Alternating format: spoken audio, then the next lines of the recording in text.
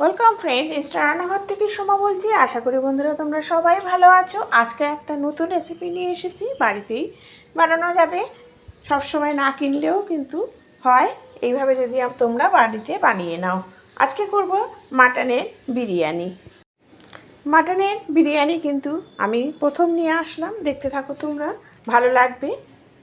আগে কিন্তু বেরেস্তা করব। বিরিয়ানিতে সবচেয়ে বড় একটা ইনগ্রিডিয়েন্টস হচ্ছে বেরেস্তা। পেঁয়াজের বেরেস্তা যদি করে নাও তাহলে কিন্তু বিরিয়ানির টেস্ট খুব ভালো হয়।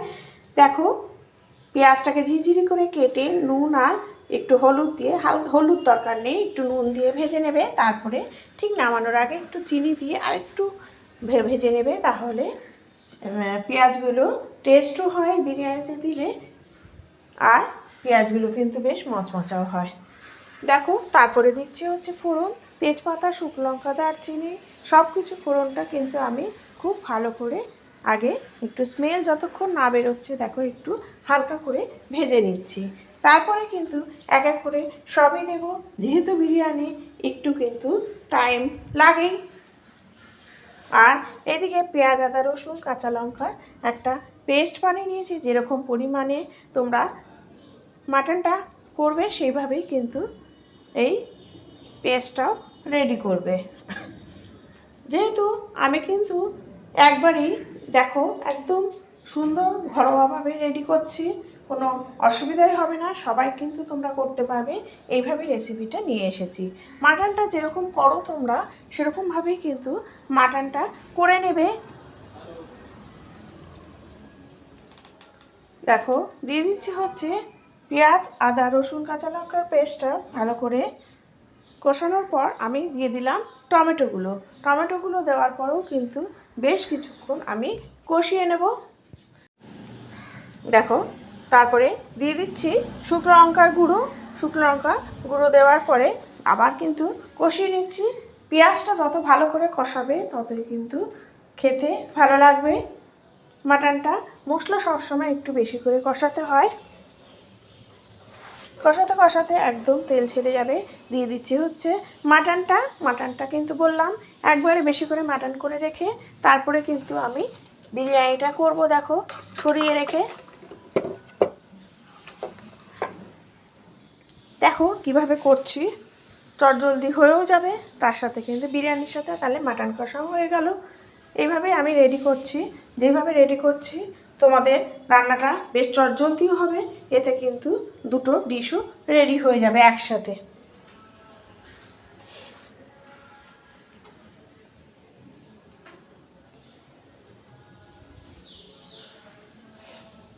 দেখো, মাটন কষা হয়ে গেছে। এরপরে আমি একটু নুন দিয়ে দিলাম, দিয়ে আমি কিন্তু এর মধ্যে গরম জল দেব। গরম জল দিয়ে প্রেসারে আমি সিটি মেরে নেব।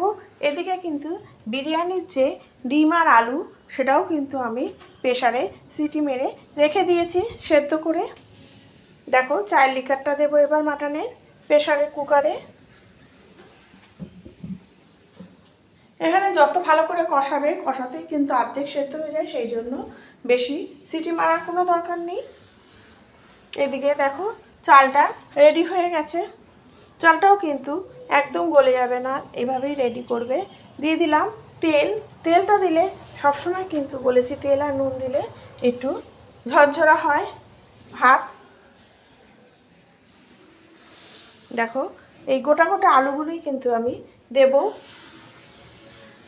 তার আগে মাটনটা প্রেসারে কুক হওয়ার সময় তার পাশে আমি কিন্তু বসিয়ে দিয়েছি তেল, কারণ নুন আর হলুদ দিয়ে আমি কিন্তু ডিম আর আলুটা একটু ভেজে নেব।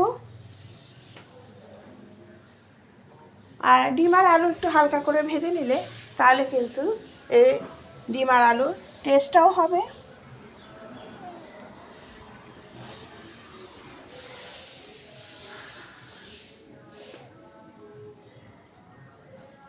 দেখো, বেশ কিছুক্ষণ কিন্তু আমি নাড়াচাড়া করে নিচ্ছি। ডিম আর আলুটা দেখো ভেজে নিলাম। এবার আমি মাটনটা কিন্তু রেডি হয়ে গেছে। এই মাটনটা আমি কিছুটা সরিয়ে নিয়ে আমি কিন্তু বিরিয়ানির জন্য যেটুকু লাগবে মাটন সেটুকু রেখে আমি ওর মধ্যে দিয়ে দিলাম হচ্ছে বিরিয়ানির মশলা, যেটা গোটা কিনতে পাওয়া যায় সেটাই আমি কিন্তু একটু চাটুতে ভেজে নিয়ে গুঁড়ো করে নিয়েছি। এরপরে আমি কিন্তু বিরিয়ানির যা যা মশলা লাগে সবই দিয়ে দিচ্ছি। কেওড়ার জল এখন দিচ্ছি, কেওড়ার জল, তারপরে দেব গোলাপ জল দিয়ে আমি এই সময় কিন্তু গ্যাসটা বাড়িয়ে মাটনটাকে একদম ড্রাই করে নেব। দেখো, কেওড়ার জল আর গোলাপ জল দিয়ে দিলাম, রোজ ওয়াটার দিয়ে আমি কিন্তু দেখো এই সময় গ্যাসটা একদম বাড়িয়ে দেব।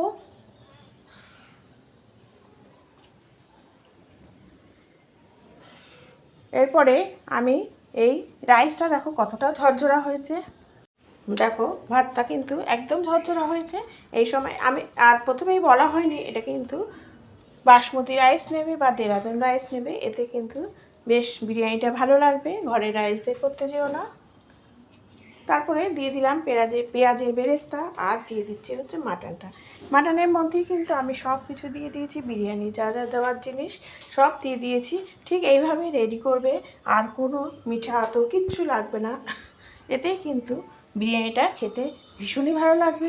আর এর উপরেই আমি ডিম আর আলুটাও দিয়ে দেবো, দিয়ে ঢেকে আমি কিন্তু কিছুক্ষণ গ্যাসে বসিয়ে রাখবো। ব্যাস, তারপরে গ্যাসটা নিভিয়ে দেবো, গরম গরম সার্ভ করবো। ব্যাস রেডি হয়ে গেল মাটন বিরিয়ানি। Thank you.